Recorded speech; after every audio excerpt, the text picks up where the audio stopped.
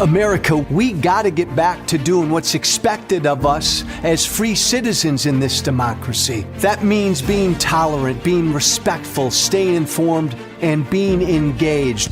I'm former Congressman Joe Walsh. Follow me here and join the millions of Americans who are renewing their social contract with each other. The social contract, it's on us.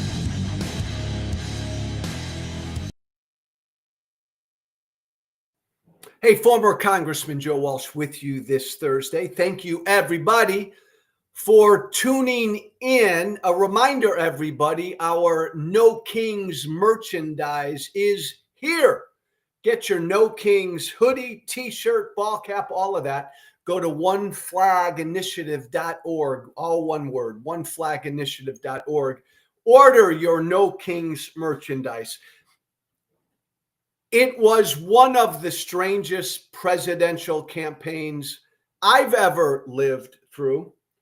And this is one of, if not the most fascinating book on and look at a presidential campaign that I've ever read. The book is called Fight: Inside the Wildest Battle for the White House. There's the cover. Get out there and buy it if you haven't already. Jonathan Allen and Amie Parnes co-authored this. This is their fourth book together. We've got one of those authors with us this morning, Jonathan Allen. There he is, with a longtime political guy, award-winning journalist, best-selling author, NBC News. Jonathan, thank you, my friend. It looks like you're on the road. I love that. Good. Thanks for taking a few minutes to join me, my friend. It's my pleasure, Congressman. And welcome everyone to the Joyce Kilmer rest stop here on the New Jersey Turnpike. I apologize for any extraneous sounds that you may hear from cars or New Jerseyans simply screaming profanities at each other. Love it. Perfect setting for what was a wild and woolly presidential race. Hey, Jonathan, you've been around forever. Start with that title, Fight: The Wildest Battle for the White House. What made this 2024 campaign so freaking wild? So let me start with this. Big congratulations to my co-author, Amie Parnes, who insisted on Fight as the title of this book from day one.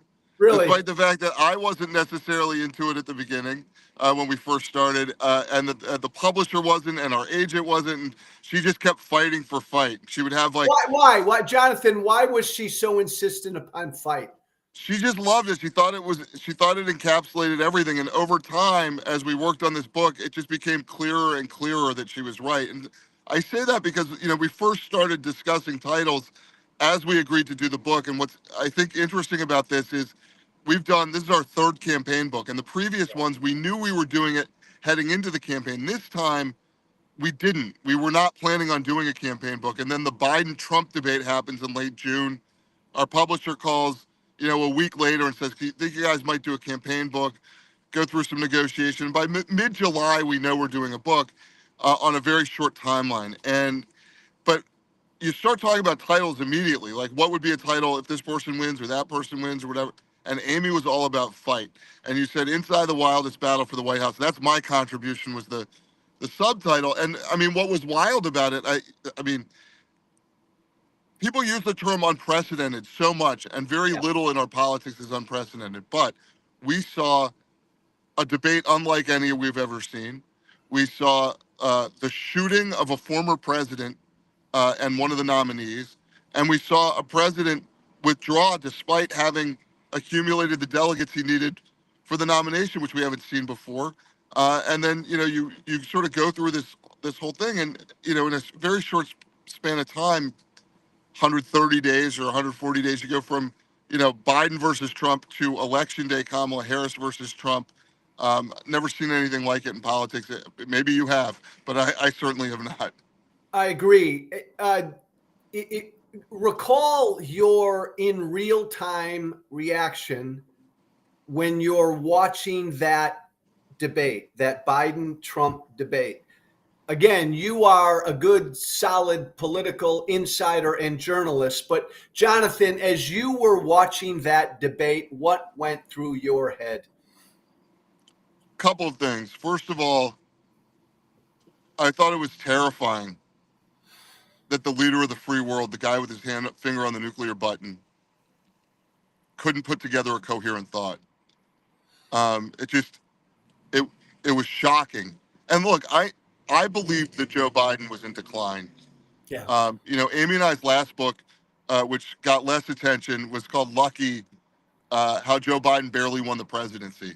And in that book, you see him losing his fastball. And that's 2020, right? Yeah. And over time, we'd heard enough chatter that, he seemed like he was out of it. Of course, we could see with our own eyes in his public appearance. But, I mean, nothing prepared us for what we saw in that debate stage. And nothing even, Donald Trump had been saying, Biden had lost it for quite a long time. And even he was surprised on the debate stage. And Yeah. as we write in the book, we kind of take you inside his thinking about like backing off a little bit because he didn't want to come off as looking like a bully against this guy who was clearly struggling. And he thought that would be, bad optics. So it was shocking on that level. And then, immediately I'm a political reporter. I'm getting texts from sources. I was actually sitting in a cigar lounge watching with a group of friends of mine and sources, politicos who like kind of gather around these things sometimes.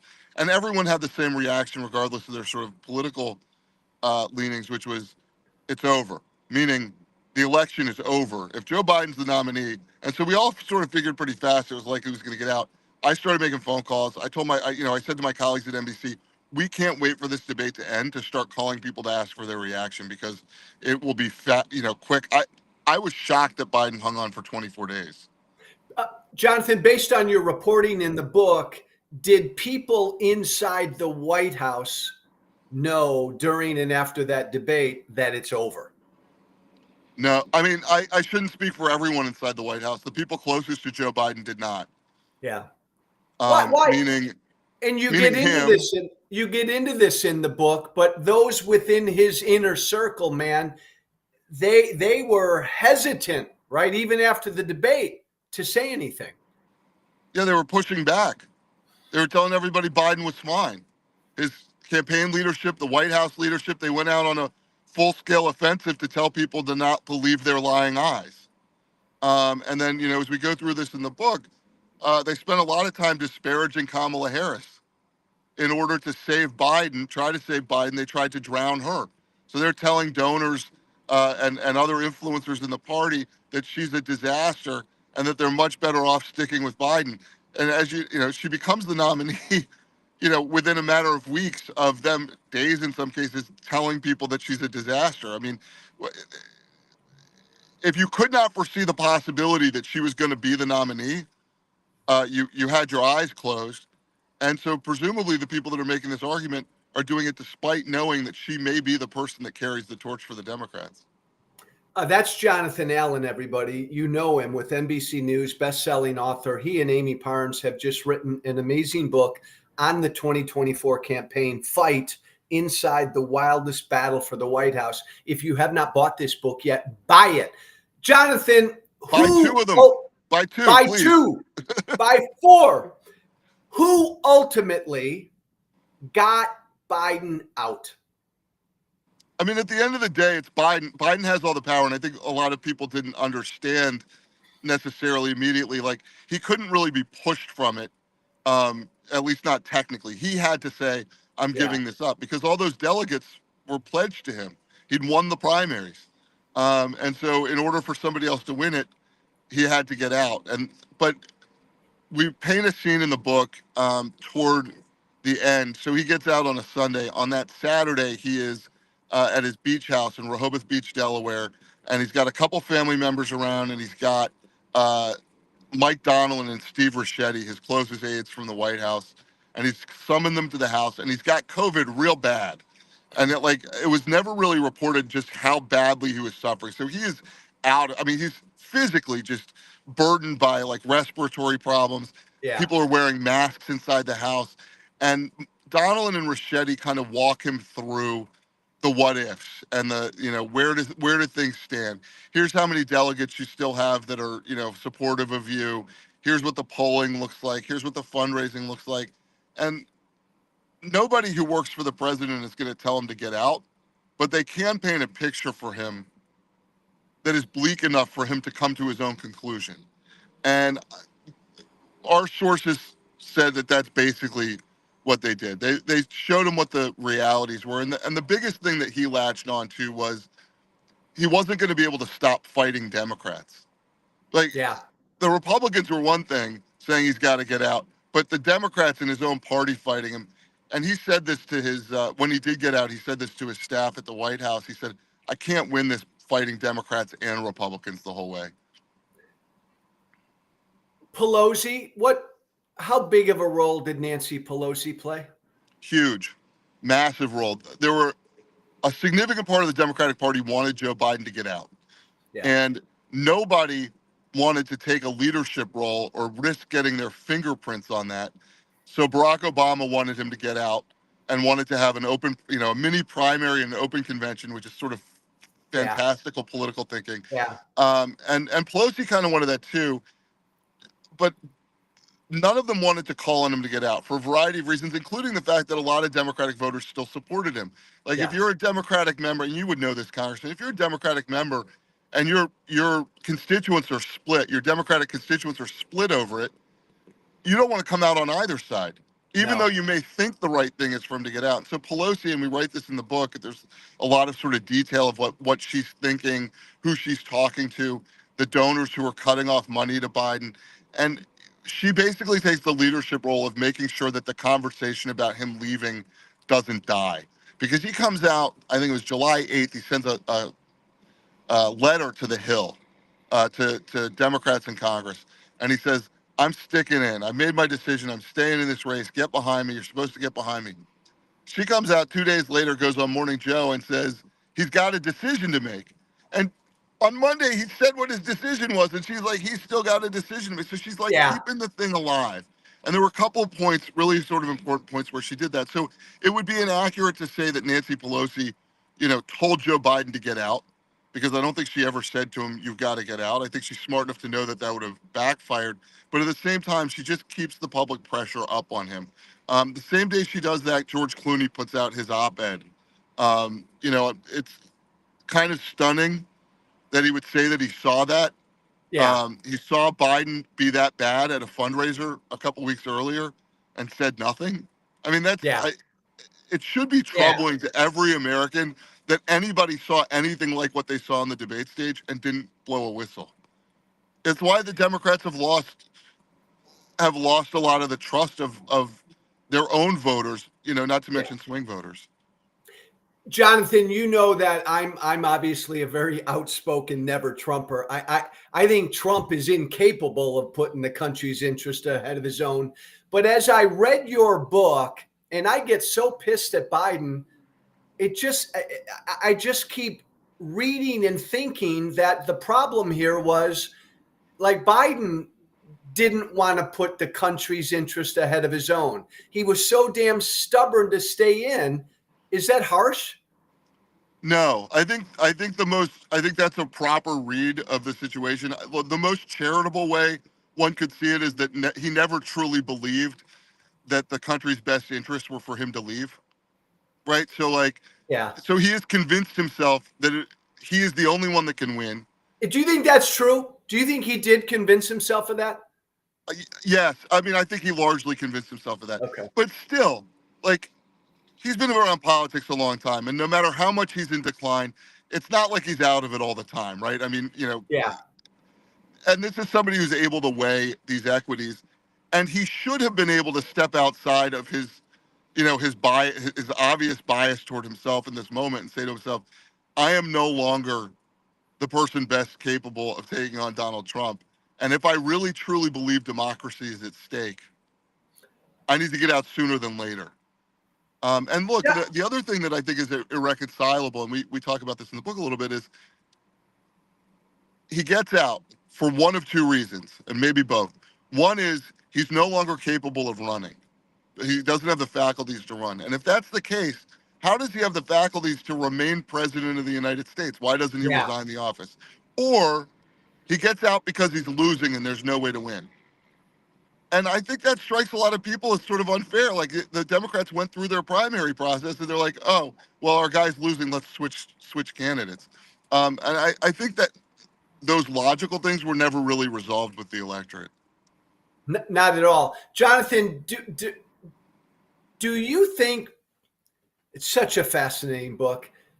Do you think Biden understood over time that he was slowing down and he was losing his faculties? Do you think he understood that? Or is that maybe that's too hard to answer? I think he's an extremely proud and stubborn person. And I think that age only accentuates those personality traits. I mean, anybody's dealt with an older parent or uncle or grandparent, when they start to decline, they're the last people to admit it. They try to hide it. They fight against it, and even their families and the people around them will deny sort of what they've seen because they don't want to admit that the person that they love is is having difficulties. So I mean, how could he not know? Yeah. Right? But that doesn't mean that he was willing to admit it. And also people in politics, I mean, look at Trump. Trump's like number one rule is never show weakness. Yeah. Well, Biden's like that too. Never show weakness. Whatever he's doing at any given moment, even if it's like reaching out a friendly hand, he sees that as the thing that is showing strength, not weakness. Like you and I know that Biden in 20 believed he was the only one who could beat Trump.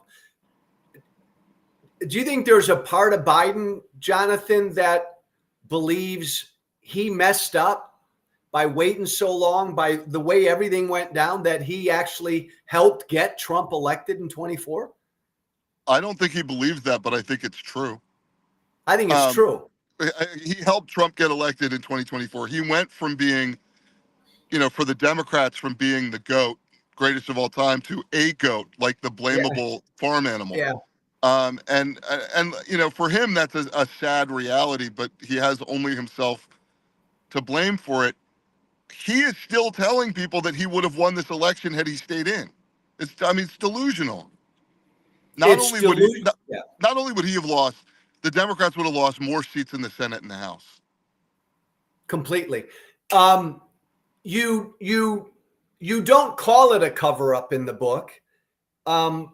But I think the phrasing you use is the folks around him kind of covered up for him his condition, but obviously it's not formally a cover-up. Explain that. So it's a good question, right? And that's been a hotly sort of debated topic. I think Amie and I, my co-author, I think we came to the conclusion that the term cover-up was one we didn't want to use for two reasons. One, we think it's a little too facile, a little too easy to just throw that term out there. Yeah. When it's really kind of a mix of things. Like this was not like a Democratic Party-wide conspiracy to hide Joe Biden from the public. This was a few people around him, including his wife, who over time more and more aggressively limited access to him, which meant that very few people actually knew what his condition was.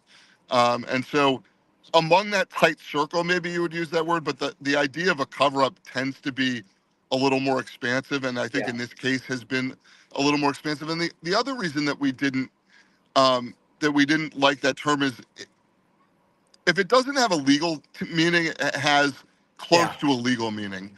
And so I don't think we got to the point where we're like, there is some criminal conspiracy here going on. That said, the people that knew that he was in such grave decline, who did not raise their hands, they'll have to live with that shame. And they'll have to live with the fact that their party lost. Yeah. And that the result was Donald Trump's second term. Yeah. All the research, everything you did for this book, and then you write the book, and maybe, Jonathan, you can't answer this, but at the end of the day, who's to blame for Biden sticking in too damn long, Biden or the people immediately around him? I think Biden and First Lady Jill Biden and Hunter Biden. I mean, at the end of the day, the counsel he keeps closest are his wife and his son. And we were amazed to find out, one of our sources told us that he views Hunter as his best political advisor, which is just mind blowing, right? I mean, Seriously? like love your son and everything, but like it's not, that guy has not shown himself to have the greatest judgment in the world, right? I mean, and by the way, I don't mean about the the addiction. I mean outside of that, as he has been sober, he has not shown the best judgment over time. So that's kind of crazy. And look, Mike Donald and Steve Ricchetti, the two aides closest to him, Ron Klain, who was his first White House chief of staff, who was, since said some things, in other formats. Yeah, there's blame there too. But at the ultimately, it's Joe Biden and the people he listened to the most. Um, it was said to us, no one gives up the plane and the helicopter and the house, right? And this is what that's what happened. This is everybody listening. This is one of the best one of the best campaign books I've ever read. It's called Fight Inside the Wildest Battle for the White House. There it is. As Jonathan, one of the authors, said, buy 4 of them. Right? And Jonathan said buy 2. I'm going to say buy 4. Jonathan, in your estimation, even if everything had gone on perfectly post-debate and Biden gets out and everything's kumbaya, could Kamala Harris ever really have won? So, I mean, it's impossible to know the alternative universe. What I will say is, we were able to obtain some of the internal polling from the Harris camp, and as late as October 10th, they still had her winning. Where she gets in, and there's a huge surge for her. She makes up the ground that Biden had lost in those 24 days and gets past that. Trump was worried enough that he was listening to people that told him that he might push out his campaign manager and senior advisor, Susie Wiles and Chris Lasavita. And we have a scene in the book where he, on Trump Force One, basically decides to dance with the ones that brung him, and tells Corey Lewandowski, who's trying to upset that apple cart, to like kind of go off and campaign in New Hampshire, right? Like, get out of here. So I think that it was truly close in late September, early October. But she was making mistakes at that time that I think doomed her candidacy. Most notably, being unwilling to separate herself from Biden at all. And we write about that a lot in the book too. You write about that a lot in the book. And again, maybe I'm being a jerk, but I get so freaking pissed off at Biden for this, because is it accurate that the minute Biden got out and then Biden endorses Harris, he basically gets in her ear and says, no daylight, kiddo, no daylight between us? Yeah, and it's interesting because the White House staff told the campaign staff, do what you need to do. But Biden kept reminding Harris that he didn't want daylight between them. And so his hot breath is on her neck. And by the way, he's the sitting president of the United States, so it's not just advice, right? If she does something he doesn't like, he has a pretty big platform to hit back at her, right? It's an implicit threat.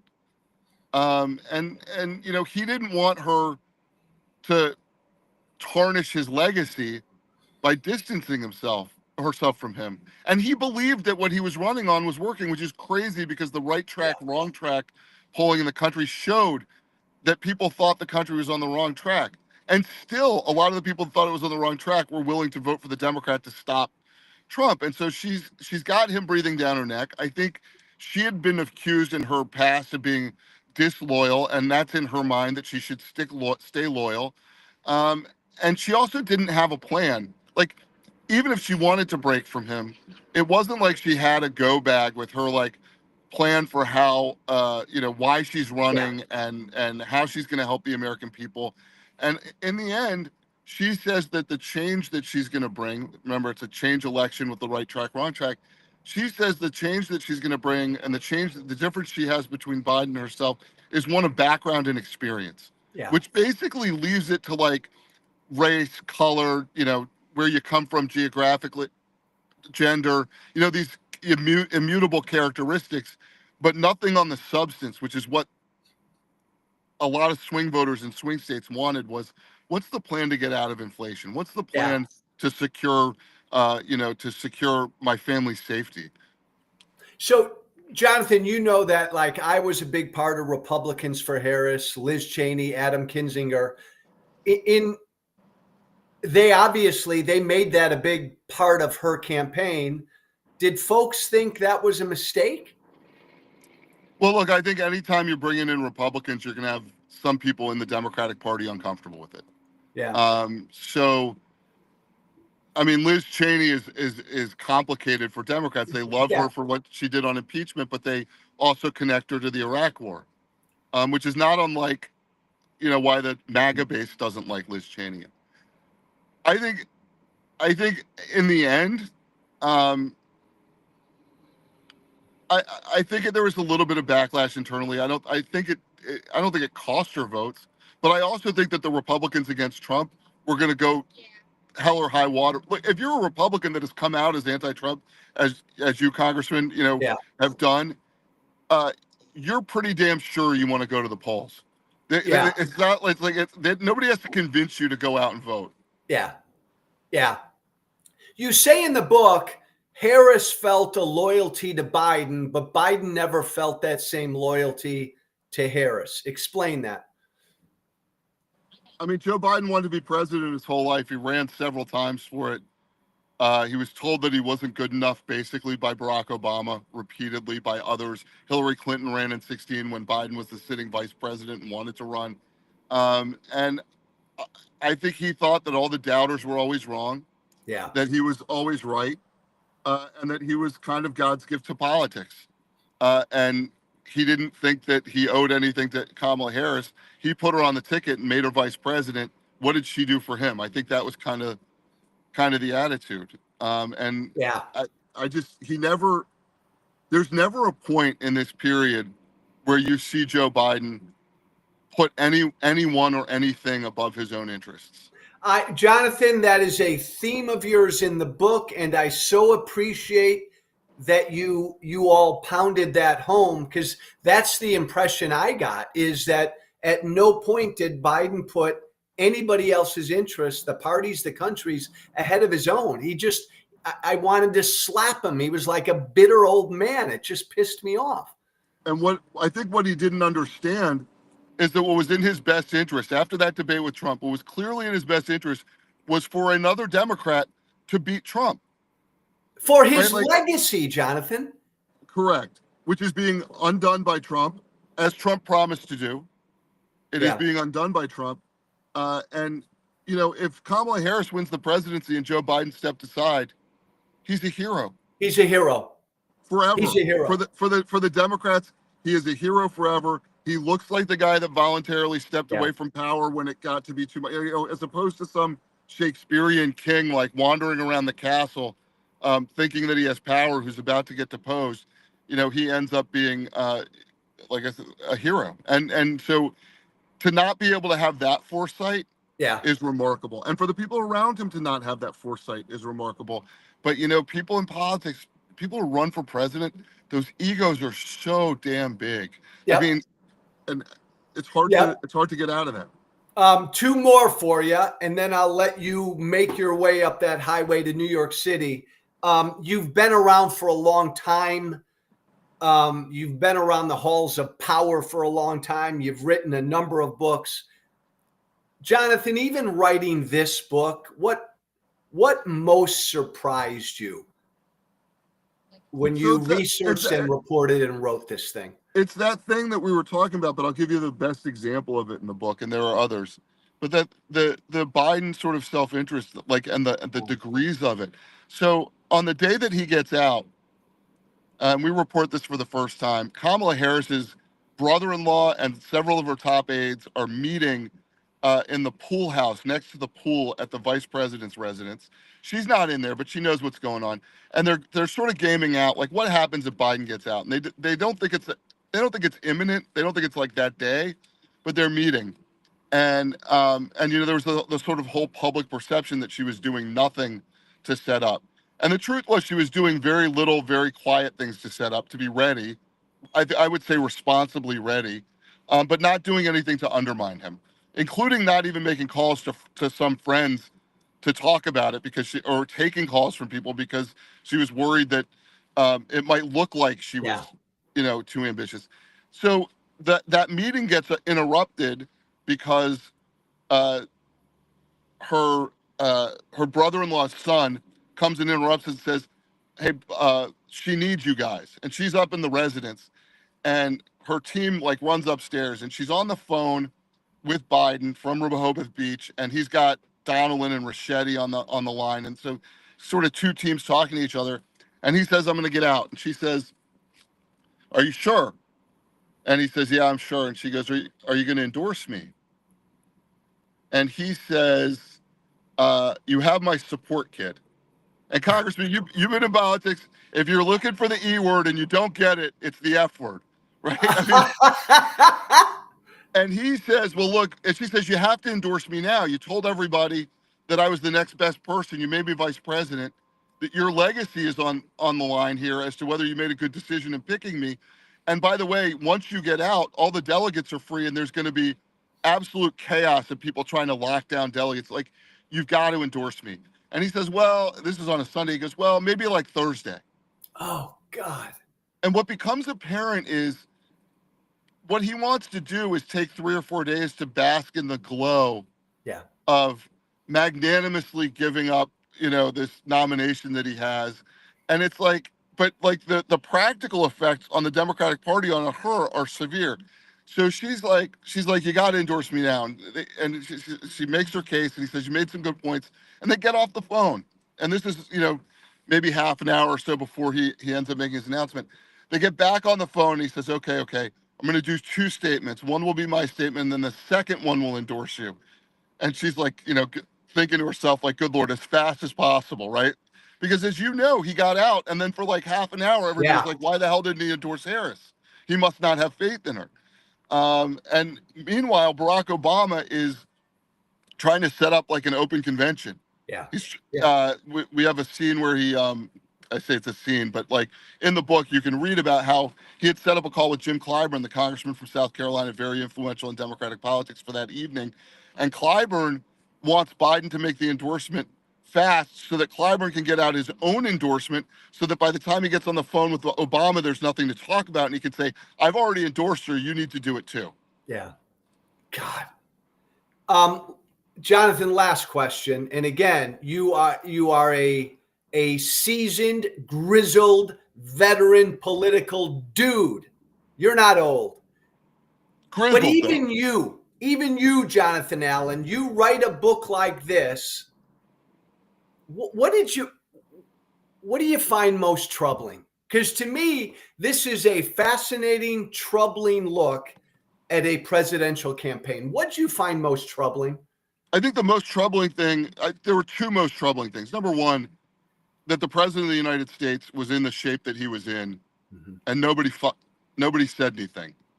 Sorry, I almost No, used some nobody colorful fucking language. said No, anything. I find that deeply troubling. Like, and I understand it.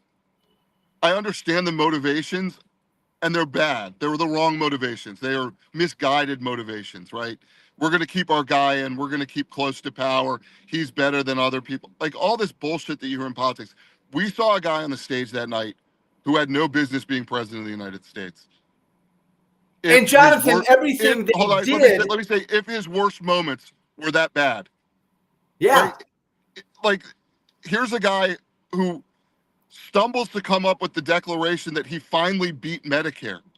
Like, what Democrat would say that in what century? Like that, never, right? I mean, so like you're watching this, and I think it's painful if you're just a patriot, if you're an American, like Democrat, Republican, whatever. So yeah, I think that was troubling. The other thing that I found troubling is just how petty and personal the interests are that people put above the things that they're telling other people are the most important interests. All the Democrats were out there saying democracy is at stake. And many of them are maneuvering in personal and petty ways that have nothing to do with the sort of task at hand. And it's part of the reason that Donald Trump won.